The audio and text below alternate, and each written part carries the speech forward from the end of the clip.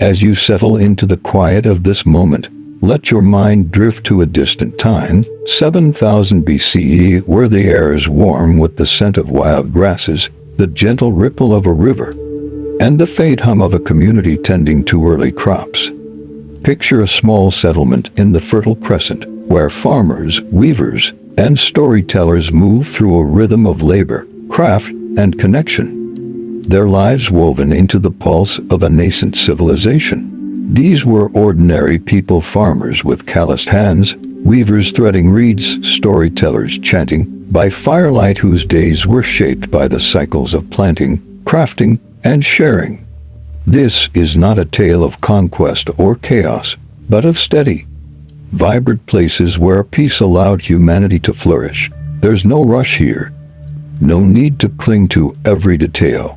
Let the soft glow of a clay lamp, the rustle of woven mats, and the murmur of a river lull you like a breeze through ancient fields. Close your eyes if you wish, and let this journey across 9,000 years of peaceful places carry you toward rest. We'll explore 10 serene moments in history, each a window into the lives of those who built havens of stability, from the first farming villages to modern sanctuaries of calm.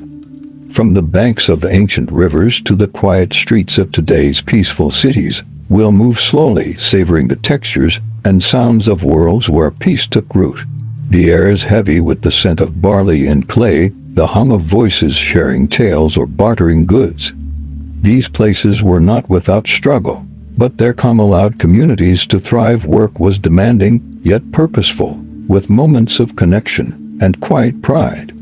Let's begin by stepping into a Neolithic village, where the rhythm of early humanity pulsed through its people, wrapped in the hum of a life sustained by cooperation. Imagine standing in a small settlement in the Fertile Crescent, around 7000 BCE, where the air is warm with the scent of freshly tilled earth, the faint bleat of goats, and the ripple of a nearby stream. You're a farmer, weaver, or storyteller, perhaps sowing emmerwheat, crafting a reed basket, or reciting tales by a hearth, living in a world where peace is born from shared labor.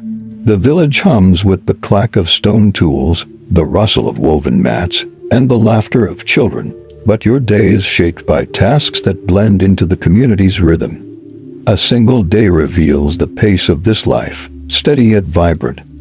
Let's wander through your routine, letting the sounds of the village, the grind of grain, the swish of reeds, the murmur of voices settle over you like a woven blanket, guiding you toward calm.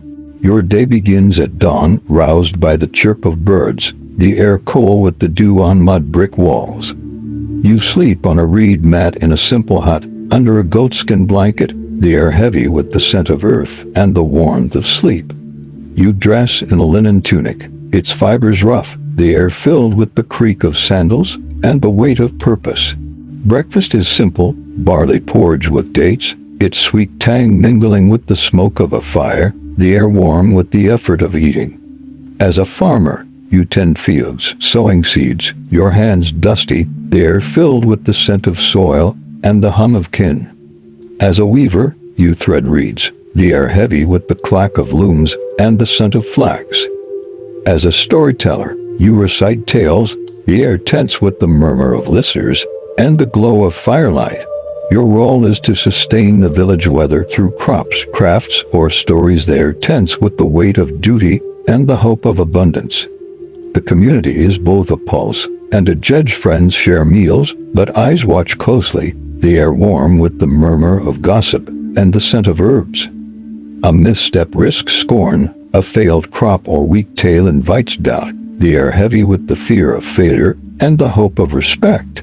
Shrines nearby offer blessings, their altars smoky, the air tense with the chant of rituals and the weight of divine favor. As night falls, you rest on your mat, the air quiet save for the flicker of a lamp and the distant hum of the village, your body weary from the day's rhythm. As this world settles, let's shift to the life of one villager, whose story reflects the village's pulse. Let your thoughts drift to a mud brick house in Çatalhöyük, around 6500 BCE, where the air is warm with the scent of grain, clay, and the faint glow of a hearth. Here, we meet Enki, a farmer whose life embodies the village's rhythm. Imagine standing beside him, the glow of a clay lamp casting shadows on his tools, the weight of a linen tunic on his shoulders, the soft murmur of a prayer. Enki's story is one of labor and connection, his days a balance of toil and community. Let's follow his journey, letting the rhythm of his life, the grind of grain, the scent of earth, the hum of kin lull you like a gentle stream, guiding you toward rest. Enki was born around 6570 BCE to a farming family in Çatalhöyük, the air heavy with the smell of barley and the bustle of a growing settlement. At 20, he tended fields, sowing wheat and lentils, the air thick with the scent of soil and the effort of digging. Archaeological finds, like those described in studies of Çatalhöyük, hint at farmers' lives, the air heavy with the clack of hoes and the weight of harvests. A storyteller's tale, overheard by the hearth, taught him patience, the air tense with the murmur of myths and the hope of wisdom. His days were spent in fields, planting or weeding, his hands calloused, the air filled with the scent of earth and the hum of kin. He traded with weavers, exchanging grain for baskets, the air heavy with the clack of looms and the scent of flax. Leisure was sparse moments with friends over porridge, the air warm with the rustle of mats and the scent of dates. Survival was his goal, his wealth modest, the air heavy with the effort of sowing and the hope of bounty. Hardship was constant. A drought in 6550 BC withered crops, the air thick with the smell of dust and the fear of hunger. Enki bartered carefully, the air sharp with the scent of grain and the hope of trade. Gossip could harm a rival's whisper of laziness risked shame, the air tense with the scrutiny of peers and the weight of trust. Yet there were moments of light. He found joy in a harvest festival, sharing bread, the air warm with the scent of herbs and camaraderie. A fertility ritual brought dances, the air alive with the chant of songs and the smell of incense. In 6540 BCE, Enki faced the loss of failed crop led to hunger, the air heavy with the fear of starvation and the hope of rain. He recovered, his fields enduring, the air thick with the murmur of kin and the hope of renewal. He died in 6520 BCE, likely from illness, his life unrecorded but vital to the village's rhythm. As Enki's story fades, let's shift to the traces of this world, uncovered by those who seek its past. Imagine standing amid the ruins of Çatalhöyük, its mud brick walls crumbling, where archaeologists uncover the traces of a society alive with cooperation and calm. The year is now, but your mind lingers in 6500 BCE, where the air was thick with grain, clay, and the quiet weight of community. Farmers, weavers, and storytellers left fragments of their lives, pottery shards, woven mats, stone tools that reveal their roles. Archaeology is a window into their world, showing a culture of shared labor and ritual. Let's explore these traces, letting their stories settle like dust in a quiet village, their whispers guiding you toward rest. Excavations reveal a world of activity. A clay pot found near a hearth holds grain traces, its glaze worn, the air once heavy with the clink of pottery and the scent of barley. A stone hoe buried in a field bears wear from digging, the air once filled with the scrape of tools and the scent of earth. Woven reeds, preserved in clay, mark craft, the air once warm with the clack of looms and the smell of flax. These finds are fragile, their survival a testament to the village's pulse, the air thick with the past. The culture was one of rhythm, shaped by necessity. Wall paintings depict harvests, the air heavy with the scent of pigments and the weight of hope. Storytellers chanted myths, the air tense with the murmur of tales and the scent of firelight. Farmers fed the village, their fields central, the air filled with the scent of soil and the weight of hunger. Burials beneath homes note rituals, bones with offerings, the air heavy with the drone of chants and the hope of divine favor. Archaeology uncovers daily life. In hearths, pottery shards hold traces of porridge, the air heavy with the scent of lentils and the effort of cooking. In fields, stone tools hint at sowing, the air filled with the scrape of flint and the scent of earth. Mysteries linger in these finds. Why were some pots buried, perhaps as offerings? A faded figurine found near a hearth depicts a goddess, its form faint, the air thick with secrecy. Their lives are elusive, marked by shards or tools, the air filled with the echo of their voices. The community shaped this world, farmers sharing meals or tales, the air warm with the murmur of the village. Elders judged disputes, their voices stern, the air heavy with the scent of herbs and the weight of law. These traces, uncovered by careful hands, weave a picture of a society bound by cooperation, yet human in its struggles, the air thick with the scent of effort and connection. As we leave this world of artifacts, let's shift to a later haven of peace, the Pax Romana, where stability reigned. Picture yourself in a bustling Roman forum, around 100 CE, where the air is warm with the scent of olive oil, marble, and the faint clink of silver coins. This is the Pax Romana, a 200-year period of relative peace across the Roman Empire, where traders, scribes, and priests moved through a world of order and prosperity. The forum hums with the shouts of vendors, the rustle of scrolls, and the distant chant of a temple rite. But life here is shaped by stability. Let's explore this world, letting the rhythm of its days, the flicker of lamps, the clink of coins settle over you like a silken toga, guiding you toward calm. The Pax Romana, Latin for Roman peace, was marked by centralized governance and infrastructure, as noted by historian Edward Gibbon. Traders sold wine in amphorae, their hands steady, the air filled with the clink of pottery and the scent of grapes. Scribes recorded laws, the air heavy with the scratch of style and the smell of wax. Priests offered sacrifices, the air tense with the chant of rituals and the scent of incense.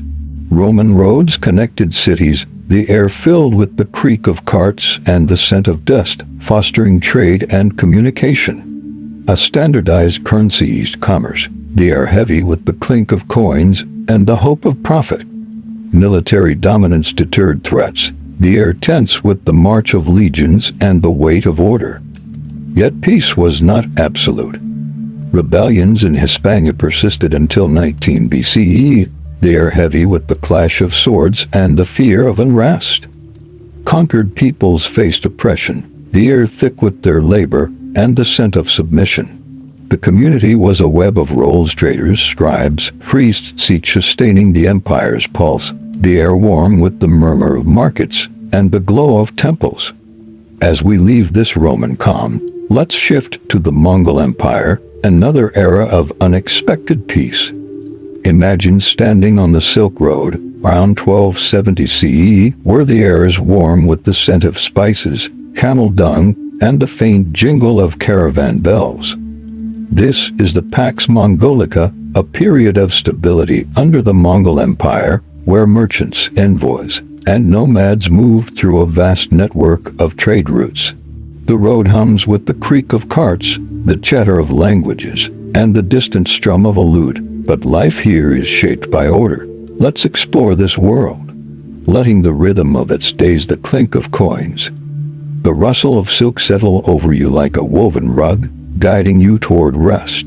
The Mongol Empire, unified by Genghis Khan, created a peaceful trade network, as noted in historical accounts. Merchants carried silk and spices, their hands dusty, the air filled with the scent of goods and the jingle of bells. Envoys delivered messages, the air heavy with the scratch of quills and the smell of ink. Nomads guarded routes, the air tense with the hoofbeats of horses and the weight of law. A postal system, with relay stations, ensured communication, the air filled with the gallop of riders and the scent of leather. Strict laws protected travelers, the air heavy with the fear of punishment and the hope of safety. Trade flourished, the air warm with the clink of coins and the scent of spices. Yet peace came at a cost. Conquests left destruction, the air thick with the smoke of war and the cries of the defeated. Internal dissent was crushed, the air tense with the weight of control. The community was diverse merchants, envoys, nomads bound by trade, the air warm with the murmur of deals and the glow of campfires. As we leave this trade haven, let's shift to the tools and technologies that sustain these peaceful places. Imagine standing by a farmer's field in Çatalhöyük, the year 6500 BCE, where the air is thick with the scent of earth, the clack of stone hoes, and the faint glow of a clay lamp. Across peaceful eras, tools, hoes, looms, scales shaped daily life and sustained stability. For people like Enki, these were simple, tied to survival, while later empires used advanced versions. Let's explore this world of craft, letting the rhythm of clinking scales, scratching quills, and the steady heat of ovens settle over you like the hum of a quiet village, guiding you toward rest. In Çatalhöyük, stone hoes tilled fields, the air filled with the scrape of flint and the scent of soil. Enki planted wheat, his hands steady, the air heavy with the effort of sowing. Reed looms wove baskets, the air warm with the clack of fibers and the scent of flax. In the Pax Romana, bronze scales weighed goods, the air filled with the clink of weights and the scent of oil. Scribes used reed style, the air heavy with the scratch of wax and the smell of ink. In the Pax Mongolica, saddles and stirrups aided riders, the air tense with the creak of leather and the jingle of bells. These tools required care. A cracked hoe could hold planting, a dull stylus could mar a record, the air tense with the effort of repair. Maintenance was constant, sharpening flints, oiling saddles, and a broken tool could disrupt work, the air heavy with worry. These tools were the framework of peace, each one a testament to the effort to sustain community, the air thick with the scent of labor and purpose. As we leave this world of tools, let's shift to the customs and traditions that gave meaning to these places, binding people to their gods and kin. Picture yourself seated by a shrine in Çatalhöyük, the year 6500 BCE, where the air is warm with the scent of incense, the faint tang of barley, and the soft murmur of voices chanting a prayer. Customs and traditions, rituals of harvest, trade, and storytelling guided life in peaceful places. These practices were a lifeline, offering order in a world of labor. Imagine the flicker of a lamp, the rustle of mats, and the drone of a chant, their rhythm soothing like a familiar song. Let's wander through these rituals, letting their cadence wrap around you, guiding you toward rest. In Çatalhöyük, Enki offered grain to a fertility goddess, the air warm with the scent of barley and the chant of kin. Harvest festivals marked seasons, the air tense with the beat of drums and the weight of devotion. In the Pax Romana, traders swore oaths to Mercury, the air heavy with the splash of wine and the scent of myrrh. In the Pax Mongolica, merchants honored sky gods, the air filled with the smoke of offerings and the murmur of prayers. Daily rituals were practical. Farmers blessed fields, traders weighed goods, the air heavy with the clink of scales and the effort of fairness. Superstitions guided actions. A charm warded off drought, the air heavy with the hope of protection. Storytelling was cherished, done by firelight. Tales of gods or clever merchants filled the air, their cadence soothing as Enki listened, his hands resting from labor. Festivals offered relief. In Rome, Saturnalia brought feasts, the air alive with the clink of cups and the smell of oil. The community enforced these customs, kin watching each other, the air warm with the murmur of shared duty. These rituals wove people into their world, the air filled with the rhythm of devotion. As we leave this world of tradition, let's shift to the food and sustenance that nourished these lives. Imagine sitting at a hearth in Çatalhöyük, the year 6500 BCE, where the air is warm with the savory scent of barley porridge, the faint smoke of a fire, and the soft murmur of a shared meal. Food was a necessity, often communal, fueling the tasks of farming, weaving, and trade. Meals were modest, shaped by the land's bounty, yet they were a pause in a life of labor. Picture the flicker of a lamp, the clink of clay bowls, and the soft drone of a blessing, their warmth wrapping around you like a woven mat.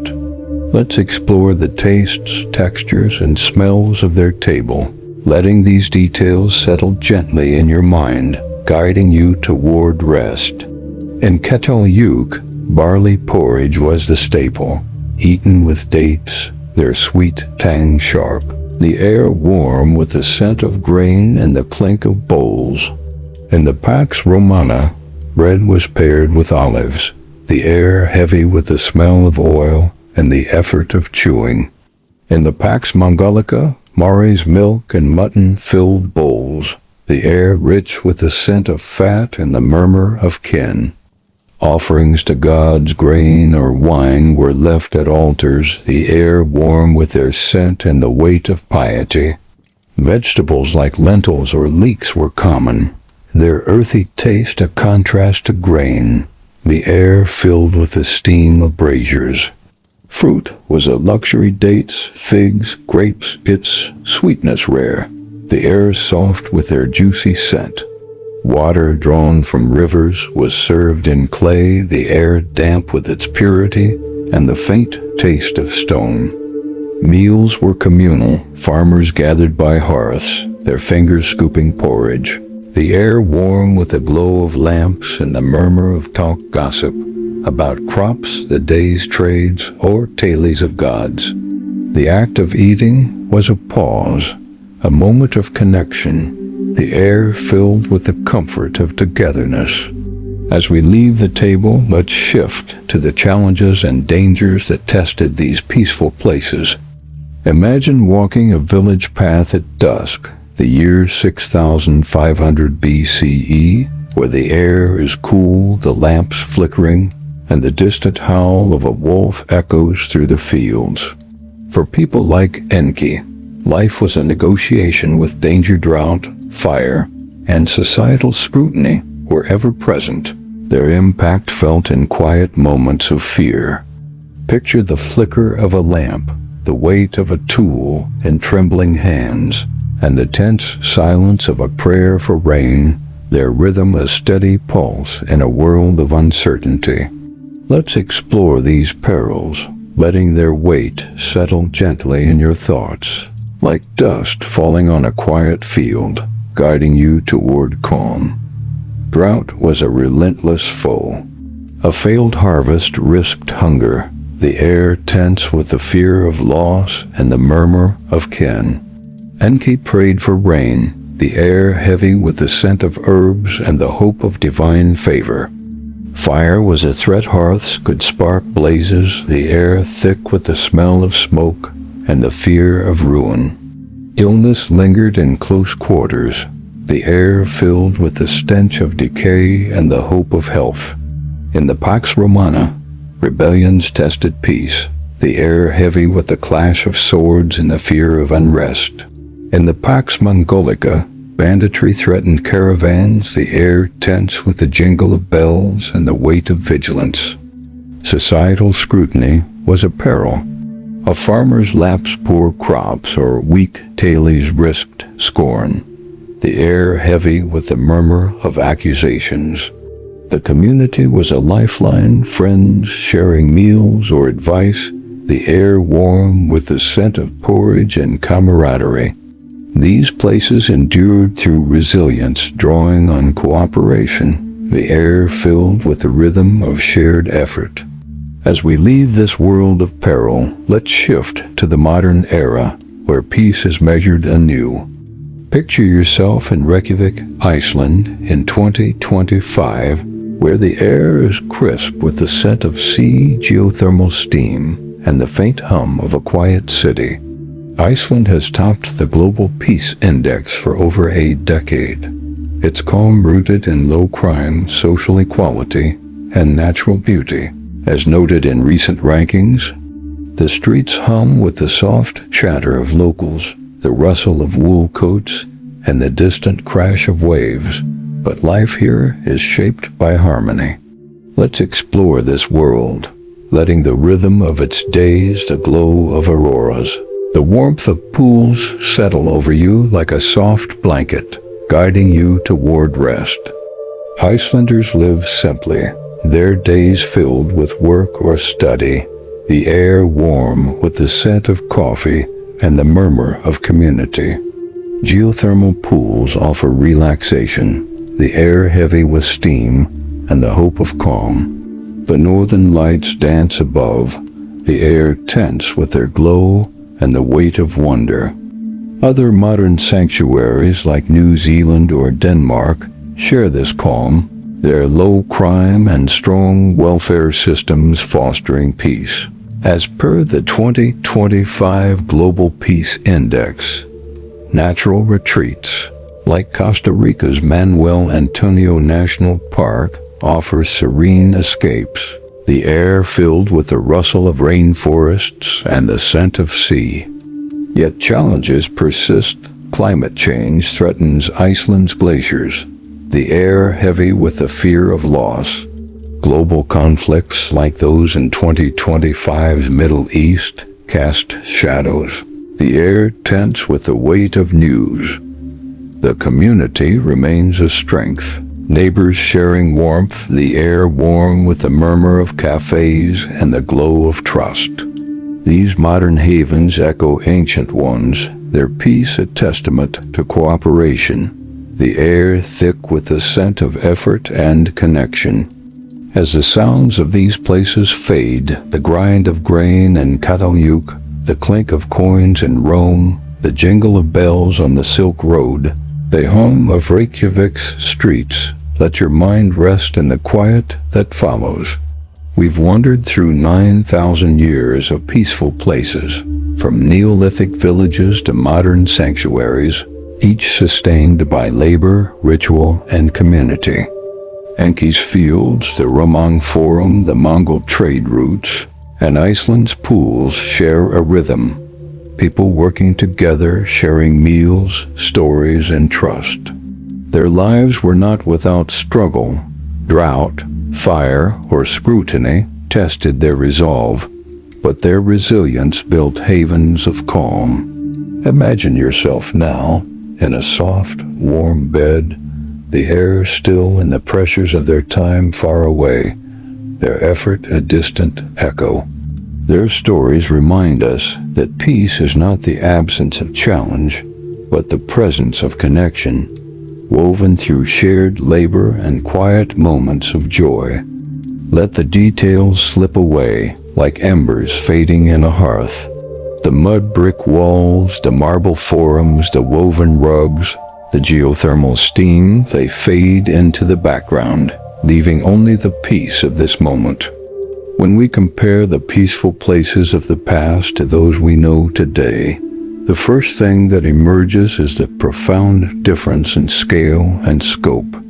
In a Neolithic village like Çatalhöyük around 6500 BCE, peace meant stability within a few hundred meters of familiar paths, a close circle of kin and neighbors, and a reliable, though fragile, rhythm of planting, harvesting, and sharing. There were no distant armies, no political treaties, and no global markets to influence the flow of daily life. A season of good rain could mean another year of plenty, while a failed harvest could tip the balance toward hunger. This sense of peace was intimate, local, and entirely dependent on immediate relationships and the land's generosity. In the modern world, peace is more often defined in terms of national and international stability, measured by data, rankings, and statistical reports like the Global Peace Index.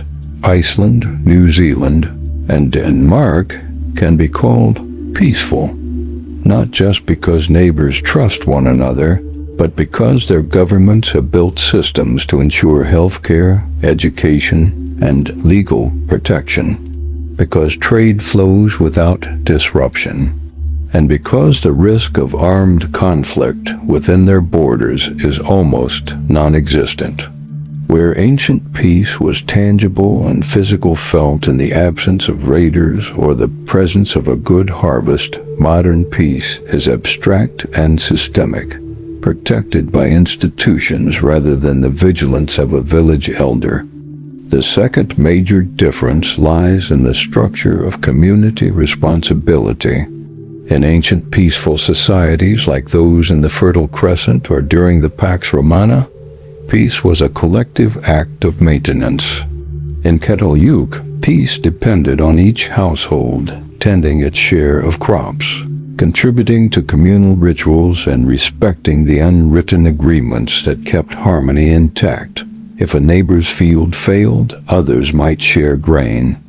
If disputes arose, elders mediated with the authority of custom and shared memory. In the Pax Romana, this idea of responsibility expanded across cities and provinces. Peace meant roads were maintained, taxes collected, and laws enforced to protect trade and order. In today's world, responsibility for peace has shifted from individuals to governments, institutions, and organizations. A citizen of modern Reykjavik does not personally ensure border safety or negotiate trade terms. These are handled by elected officials, defense forces, and diplomats. The sense of shared duties still exists, but it is mediated by layers of bureaucracy and specialization. That shift has made peace more resilient to local disruptions. Your neighbor's failed garden won't spark communal collapse, but also more dependent on systems many people neither see nor directly influence. A third comparison lies in how peace interacts with mobility and connection. Ancient peaceful places were often defined by their isolation or careful control of movement. Çatalhöyük, for example, had no streets. People moved across rooftops and into homes through ladders, a design that likely deterred outsiders and reduced the risk of conflict. The Pax Mongolica, though covering a vast network of routes, was also carefully regulated. Caravans could move safely only because laws were enforced and travelers were monitored. Today, peaceful countries are not walled enclaves but open nodes in a global network. Air travel, international trade, and digital communication mean that modern peaceful societies are in constant contact with the rest of the world. This openness brings benefits access to diverse goods, ideas, and opportunities, but it also means that peace is vulnerable to external shocks. A financial crisis in another continent, a cyber attack from a distant country, or a pandemic can ripple through even the most stable society. Ancient peace was more locally fragile but globally insulated. Modern peace is locally durable but globally exposed. Technology itself marks one of the most striking contrasts. The tools that sustained ancient peaceful places were modest and human-scaled: a stone hoe, a loom, a set of bronze weights. They required skill and care, but their failure could be remedied with local resources. A broken hoe could be replaced by another carved from local stone. A worn loom could be restrung with local reeds. In modern peaceful societies, the tools that sustain daily life are vast and interconnected. Electrical grids, internet networks, global shipping routes. Their failure is rarely something an individual or even a small community can repair. If Iceland's undersea internet cables were cut, if its imported goods were suddenly halted, the ripple effects would be felt in hours. This reliance on large, fragile systems makes modern peace more productive and comfortable, but it also introduces dependencies that ancient societies never faced. The result is a paradox. Modern peace can withstand a bad harvest or a localized disaster far better than Çatalhöyük could, but it is far more vulnerable to large-scale systemic shocks. Ritual and culture are another field of comparison. In ancient peaceful places, rituals were not an optional extra. They were the glue that held the community together. A harvest festival in the Fertile Crescent was not merely entertainment. It was a reaffirmation of mutual reliance, a collective expression of gratitude, and a mechanism for distributing resources fairly. The Pax Romana's religious rites served both to honor the gods and to bind diverse peoples to the shared identity of Rome. In today's peaceful societies, rituals still exist, but they are often secular, personal, or symbolic. National holidays, sports events, or seasonal festivals. They may unite a population in shared experience, but they are less often tied directly to survival or economic balance. This makes modern rituals more flexible and inclusive, but perhaps less urgent. In a globalized world, peace does not depend on everyone showing up to a seasonal planting festival, but it may depend on invisible rituals like democratic voting or tax compliance, which lack the sensory richness and emotional immediacy of ancient gatherings. The role of leadership in peace is another area of difference and continuity. In the ancient world, leadership was often personal and visible. Enki and Çatalhöyük might not have had a leader in the modern sense, but disputes were settled by people he knew, perhaps elders who had seen many seasons. In the Pax Romana, peace was tied to the authority of the emperor, the senate, and local governors, whose decisions were carried out in markets and forums visible to the public. In today's peaceful places, leadership is more diffuse. Citizens of Iceland may know their prime minister's name, but the decisions that preserve peace are spread across ministries, agencies, and even international bodies like the United Nations or NATO. The advantage is that peace does not hinge on the life or death of a single person.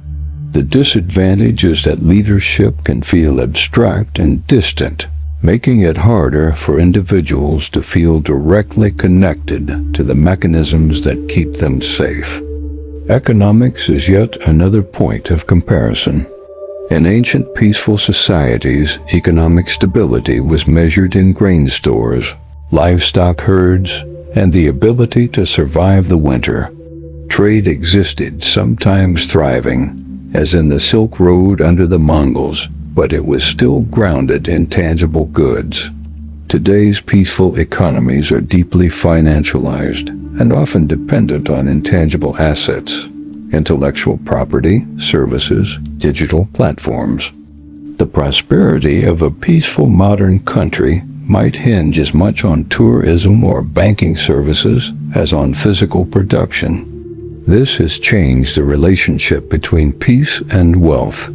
In Çatalhöyük, a peaceful season meant more grain. In modern Iceland, it might mean more tourists, better credit ratings, and stable investment flows. Yet both are vulnerable to environmental change. The Neolithic farmer feared drought. The modern nation fears climate change or global economic downturns. Security in peaceful places also has shifted dramatically. Ancient peace often existed under the shadow of potential violence, deterred by physical barriers, military patrols, or the sheer remoteness of the settlement. The Pax Romana was enforced by legions stationed across the empire. The Pax Mongolica by mounted guards along trade routes. Today's peaceful places rarely see soldiers in the streets. Their security is maintained through policing, legal systems, intelligence services, and increasingly, cyber defense. The battlefield has shifted from fields and roads to digital networks and economic policies. This has made modern peace feel less physically guarded, but no less dependent on active protection. The main difference is visibility. Ancient citizens saw their peacekeepers. Modern citizens often forget theirs are working until something goes wrong. Social equality plays a complex role in this comparison. In many ancient peaceful societies, peace was enjoyed unevenly. The Pax Romana brought order and prosperity to Roman citizens, but maintained slavery and harsh punishments for conquered peoples. The Pax Mongolica allowed merchants to travel safely, but only if they abided by the empire's strict control. In modern peaceful societies, there is a stronger emphasis on universal access to peace, equal protection under the law, universal health care, access to education. However, inequality still exists in subtler forms, from economic disparities to systemic biases. The difference is that modern peaceful nations often have formal mechanisms to address these inequalities, even if imperfectly, whereas ancient societies typically accepted them as part of the social order. Environmental stewardship is a final, critical point of divergence. Ancient peaceful places depended entirely on their local environment and were acutely aware of its limits. Çatalhöyük's farmers knew exactly how much grain their fields could yield, how far the nearest water was, and what weather patterns meant for survival. Today's peaceful societies are often buffered from local environmental change by global supply chains. An Icelandic grocery store in winter is stocked with bananas from Ecuador, coffee from Colombia, and electronics from China. This abundance can mask environmental fragility until large-scale crises like climate change force awareness. The challenge for modern peace is to balance comfort with sustainability, something ancient communities understood instinctively because their survival depended on it daily. When we step back and take in the long arc from Neolithic villages to the most peaceful countries of the 21st century, a pattern emerges. The conditions for peace, trust, cooperation, resource stability, and fair governance are constant, but the scale, complexity, and vulnerabilities of peace have expanded. Ancient peace was local, tactile, and deeply personal. Modern peace is global, abstract, and systemic. The thread connecting them is the human capacity to organize life in ways that reduce conflict and foster mutual benefit. In Çatalhöyük, that meant neighbors exchanging grain for baskets. In the Pax Romana, it meant laws and roads binding an empire. In the Pax Mongolica, it meant protecting merchants with strict legal codes. In modern Iceland, it means low crime, social equality, and environmental awareness. The tools, rituals, and threats have changed, but the principle remains. Peace is built not by the absence of challenge, but by the presence of systems, whether human relationships or institutions, that can absorb stress without collapsing. The ancient farmer and the modern city dweller both live in peace only so long as their networks of people, of trade, of trust, remain intact. You've journeyed through worlds that shaped humanity, their farmers' steady hands, merchants' sharp minds, and storytellers' warm tales keeping their rhythm alive. Now it's time to rest, to let go of history's hum and sink into calm. Close your eyes, if you haven't already, and let the gentle rhythm of these peaceful places lull you into sleep, safe in the stillness of now.